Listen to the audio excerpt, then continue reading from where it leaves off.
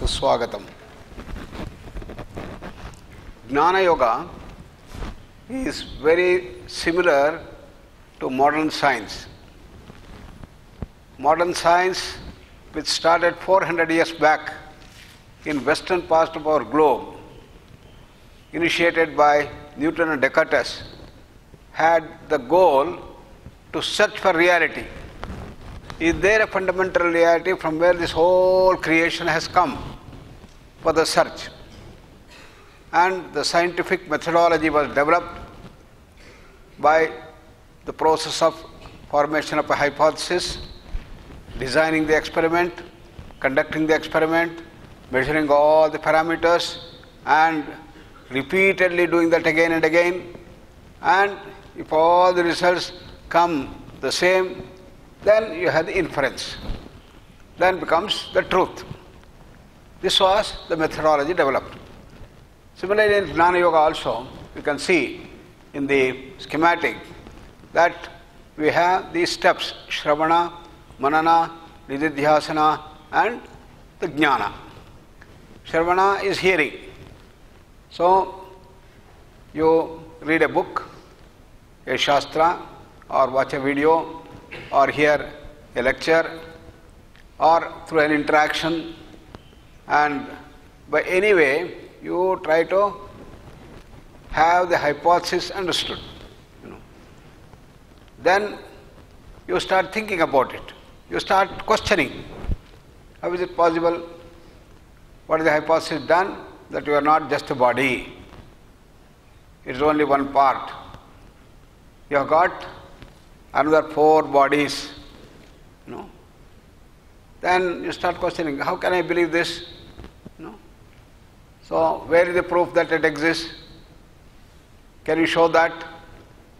When such things questions, then you may have some logical answer, but it may not satisfy you. Then he says, okay, go and do the experiment. That's called Nididhyasana. And when you do the Nididhyasana, then you get the result. Repeatedly do that. Many people do that in various places. And then it becomes the truth, becomes the Jnana. So, what is the hypothesis? What is the understanding? Our ancient seers, over thousands and thousands of years of experimentation they have done. They said that you are not just a body, 4 more bodies. They said. So, you start questioning, how is it possible? So, a student comes to the teacher and says, sir, I want to know the reality. That reality is known as Brahman. And please tell me, what is that Brahman? How to find that? How to realize that? All that. So the teacher says, okay, you want to know about Brahman? Go and do tapas. Tapasa brahma vijignasasva tapo brahmeti, says. By doing tapas, you'll be able to find out. And he says, looks at him. What is bewildering? What is that tapas? How to do? He wants some hint. Then the teacher tells him, okay, how to do tapas. There is something within you because of which you are born. It is the same thing that sustains you. And when you die, you go back to the same thing. Find out what that is. That's called Brahman. Yato va imani bhutani jayante yena jatani jivanti yat prayanti abhisham vishanti tad vijignasasva tad brahmeti. That's called Brahman, that's reality. Then you start thinking, and start thinking, what is it I am made out of? What is it I am made out? Goes on thinking and thinking and thinking, Then suddenly one day he gets a flash. Then he is very happy. I got the answer, I got the answer. He runs to his teacher. Sir, I have got it, I have got it. Ha-bu, ha-bu, ha-bu. What is it? What you have got? Ahamannam, ahamannam, ahamannam.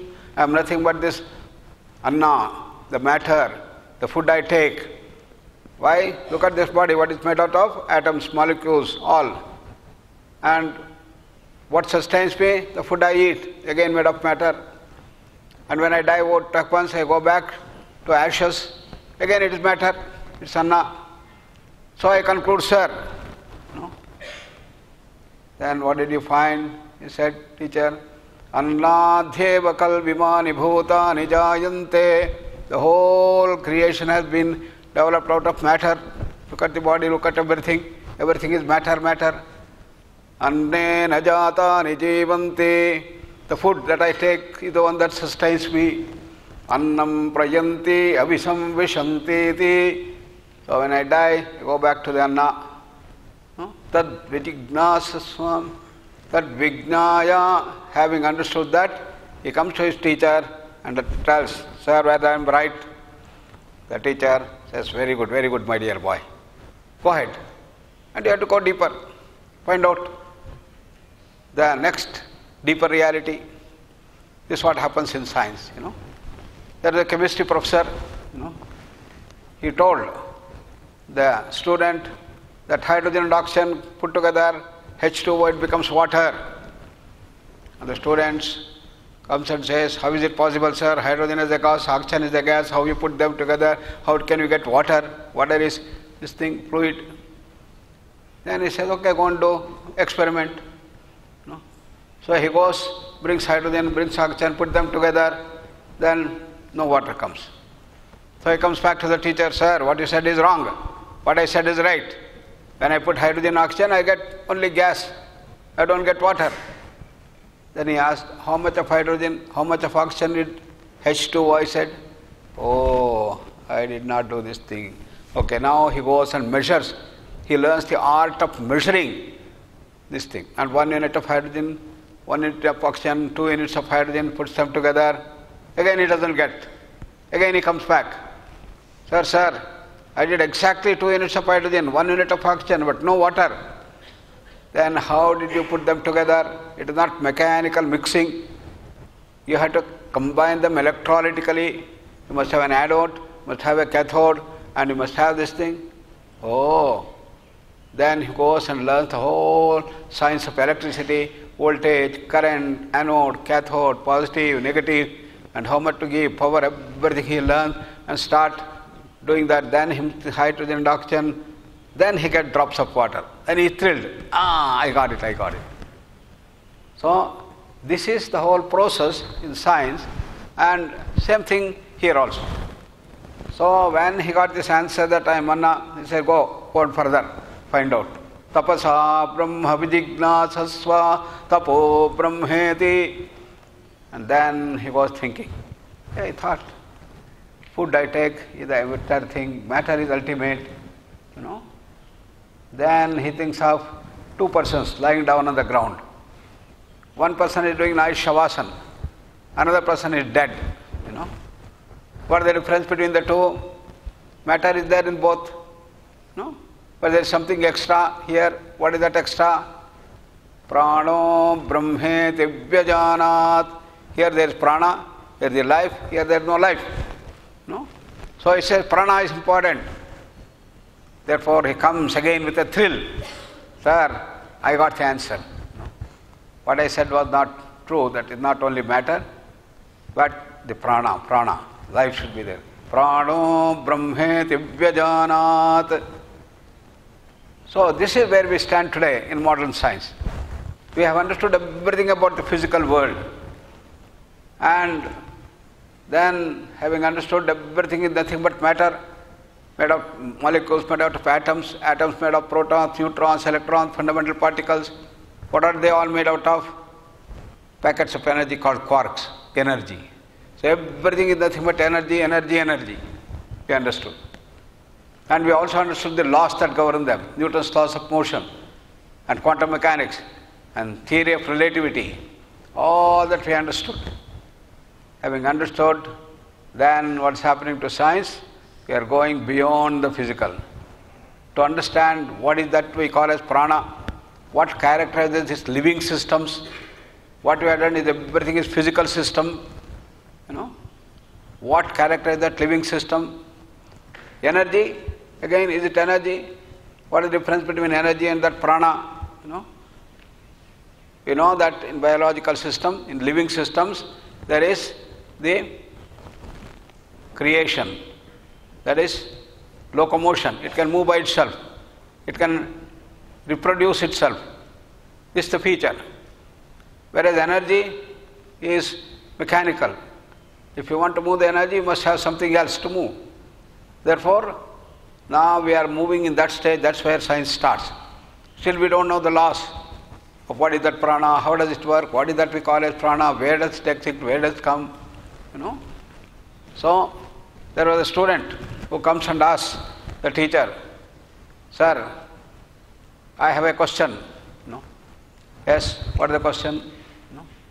"Kuta yesha prano jayate kathamayātyasmin sharire atmanam va pravibhajya katham pratisthate kenotkramate katham bahyam abhidhatte katham adhyatmamiti." In Prashnopanishad, in one of the Upanishad. He says, "Sir, I consider prana as fundamental. So I want to know from where the prana comes and how does it come and enter into the body, and what are the laws that govern the prana, and what are those things which govern in the body by the prana." So the teacher is thrilled. "Oh, you are asking fundamental question, wonderful question. People thought that prana is the highest, but you are asking from where the prana itself comes. Wonderful, wonderful. I am going to answer you. Ati prashnan pruchhasi brahmishtosi tasmat teham brabhimi." Says, you are asking question of the questions, fundamental question, brilliant question. You are a wonderful boy. You are a PhD student, not just middle school or high school or college student. You are PhD, top. I will tell you. Then he says, "Atmana esha prano jayate." It is from the pure consciousness emerges the prana. Similarly, the teacher asks the student to go ahead and find out from where the prana comes, what is more fundamental than prana. Then he starts going and thinking again, thinking. 1 week, 2 weeks, 3 weeks, he went on thinking, doing his contemplation. And one day he thinks of a person who had a big hit in the head. He had an accident and he became unconscious. Then he was taken to a Nimhans here. And there the neurosurgeon did the surgery. And he came out and told all the family members, "Don't worry, now surgery is successful. He'll become all right." So he was moved from the ICU to the ward. And in the ward he was lying down, and 1 day over, 2 days over, 5 days over, 10 days over, 15 days over, he is not coming back. What has happened? He is just in a state lying down and breathing is going on. Prana is there. But what is missing? Mano brahmeti vyajanat. Mind. Here the body, here the prana. But what about the mind? So the student now understands and tells, "Sir, I found." Yes. Mano brahmeti vyajanat. Manasa hyeva khal vimani bhutani jayante. Manasa jatani jivanti. Manaprayanti abhisamvishanti ti. Tadvignaya punareva varunam pitaramupasasara. Adhihi bhagavo brahmeti. Name of the student is called Bhrigu. The name of the teacher is called Varuna. So Bhrigu comes to Varuna and tells, "Sir, it is the mind. The mind is important. And therefore, I am telling that it is the mind, not the prana." Then the teacher appreciates. "Wonderful, wonderful, my dear." He pats him on the back. "Now go further. Find out what is more fundamental than prana. You have found. Now you go and find out which is more fundamental than mind itself." Then again he starts going and thinking and thinking. Now it takes longer time, 1 month, maybe 2 months. "I thought mind is everything." Then again he thinks of Nimhans. That's an Institute of Mental Health Neuroscience, a mental hospital in which the patient is there who has become mad, hysteria, neuroticism, schizophrenia. What is happening? Here the mind. But what is missing? No control over the mind. So the control of the mind is important. We had one very interesting thing that happened almost 18 years back. We had a brilliant boy who is first in first. He is in SSLC, first rank, pre-university, first rank. Then he joined engineering, first year, second year, his first rank. Third year, something happened to him. He could not memorize, he could not remember things, he could not understand the logic, everything. And he got very scared. He started more and more effort, studying more and more to maintain his first rank. But nothing happened, and in the examination, the worst thing happened. He thoroughly failed. He got single-digit marks. Imagine a person who was getting always 90, 95, 100 marks. In many subjects, he gets single-digit marks. So he was shocked. Then he went to Imhans, and they said, okay, I'm going to give you some sedatives and pills. And he started eating those things, and he was becoming drowsy, and no improvement, no logical development thing going on, And September is coming, only 3 more months left. Then they said, why don't you go to Dr. Nagaratna, the medical director? That's how he landed up here in Prashanti Kutiram. When he came, his logic had gone. He could not remember things. He had become so bad. He was taking about 10, 12 tablets, always sleepy. Then he started doing yoga. We started teaching him from morning till night. He participated. Within 3-4 days, he started improving. He started getting a little bit of memory, a little bit of logic. 1 week, he got nice logic, and in 10 days, he started getting back all his capacity. And Dr. Nagaratna told, okay, now you reduce your medication. From 12 tablets, he reduced 6, 3, and only 1 tablet. He was going out after 20 days. Then I called him, oh dear, you came here, and here you learned many things. Morning, you get up and you have the things, pranasmaran, then you have asana, then you have pranayama, then you have kriyas, and then you have got Maitrimilan, and you have got various special techniques you talked, cyclic meditation, several things are there from morning till night. You have bhajans. So what aspect of yoga helped you most? I asked him. He started telling, sir, I understood my mind. That helped me the most, he said. What do you mean by that? My mind had become so fast, it was running riot like a supersonic jet fighter, he said. What do you mean? Mind running like a supersonic, what do I mean by? Then he says, sir, I will speak the first sentence because before I speak the second sentence, there are 1,000 thoughts in my mind. So fast was the mind. Therefore, the second sentence I speak has no relation to the first. Therefore, when I was talking, I was blabbering. I myself don't know what I was talking. How can other people understand? This is what I understood. Once I understood what is the solution, I have to slow down the mind. So I started working on that. Pranayama helped me. Cyclic meditation helped me. Pranayama, various things helped me. Everything that I did, day by day, I was able to reduce the number of thoughts. And within 4 or 5 days, now the number of thoughts reduced from 1,000 thoughts to 500, 100, 20, 10, only 3 thoughts. First sentence, then 3 thoughts. Then within 1 week, I got this thing. Then I started getting memory, I started getting logic. This is what I felt. So what was happening? He had the mind. But the controller of the mind was not there. He had gone riot. Very fast mind. This is called a neuroticism. He was a neurotic. And this is the thing. Therefore, our Bhrigu understood, I may have the mind, but it is the controller of the mind. That's called Vijnana. Vijnanam brahmeti vyajanat. Sir, I have understood now. It is the intellect. It is the controller of the mind, which is important.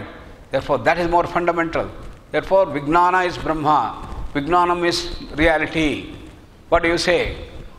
He was almost sure, because we are all endowed with that brilliance and intellect and analysis power, therefore I should be right. But the teacher, Varuna, incidentally is his father also. He says, yes, very good. You come to a very good stage. One more step, Find out from where that controller of the mind comes within you. Find out from where the thoughts arise in you. Find out that, Then he goes and starts thinking from where the thoughts are coming, but very difficult. Mind was going, thinking. 1 month passed, 2 months passed, several months was passing, but he was sitting and then doing his best to find out from where the thoughts are coming. But things were very fast, thinking, therefore, you are unable to find out. Gradually, as the purification increased, maybe 1 or 2 years, 3 years, we don't know, then he started getting the control, and control started coming up. And he was trying to find out from where the thoughts are coming. And one day, suddenly he got a wonderful experience. He was very, very, very happy. He became very blissful, and he was so thrilled, so happy, Then he understood it is from that bliss the whole thoughts emerge. The field of Ananda, the field of bliss, from there the thoughts arise. Anando Brahmeti Vyajanat. I am that Ananda, I am that bliss, I am that state in which we have the bliss. Anandadhyeva kalvimani bhutani jayante anandena jatani jivanti anandam prayanti abhisamvishanti tadvijnaya.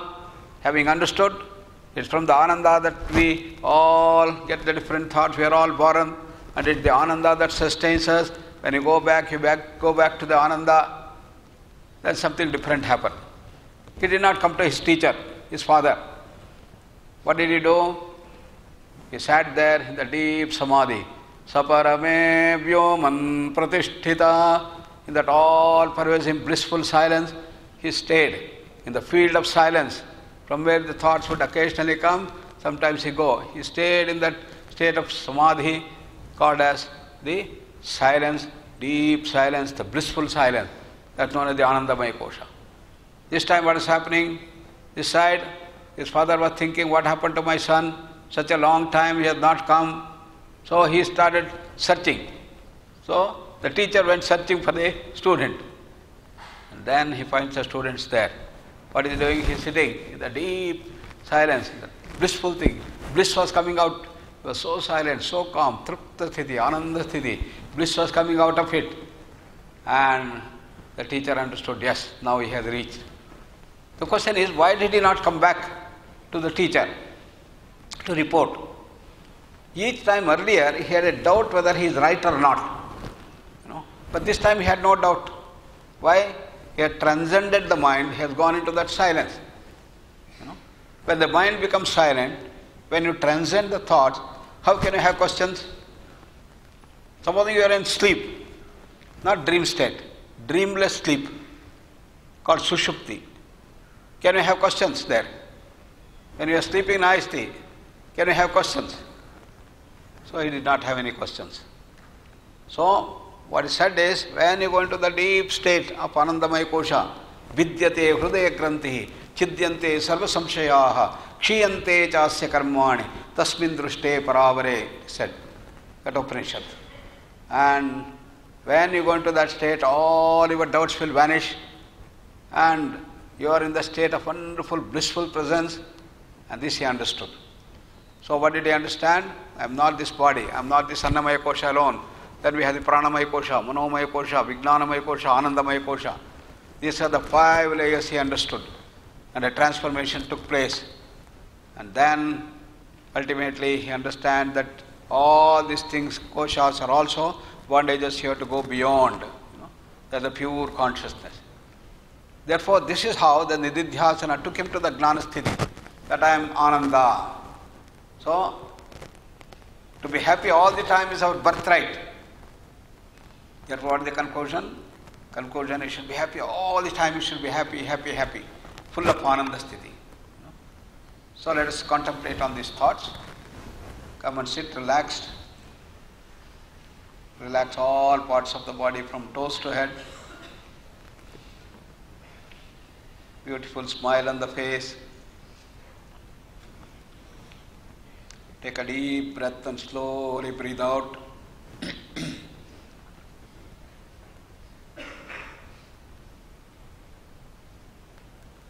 As we slow down the breath, the mind also slows down.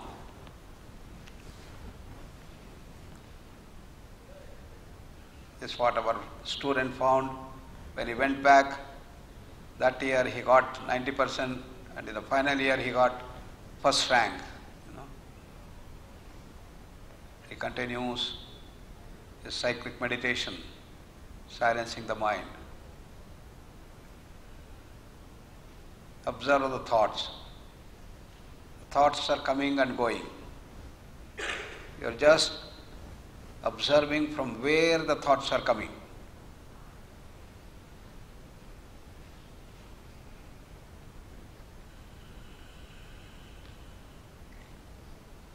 Slow down the breathing, deep breath, and slowly breathe out, relaxing more and more.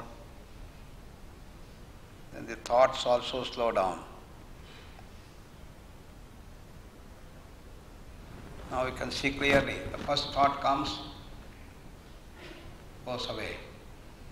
Second thought comes and goes away. After each thought, when it vanishes, what is there? Silence. Thought, silence. Thought, silence. Feel the silence.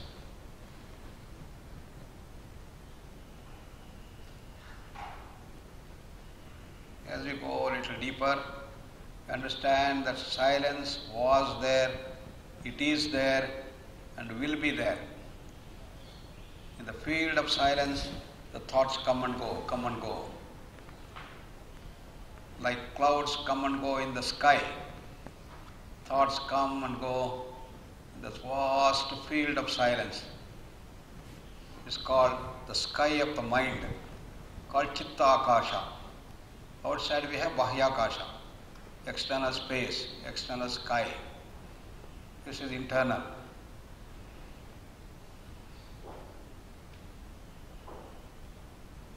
That state of silence, when it deepens, it is a state of bliss.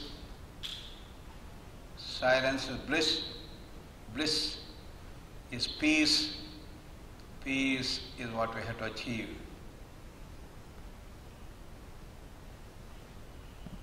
So let us maintain that blissful silence in the deep layers of the mind.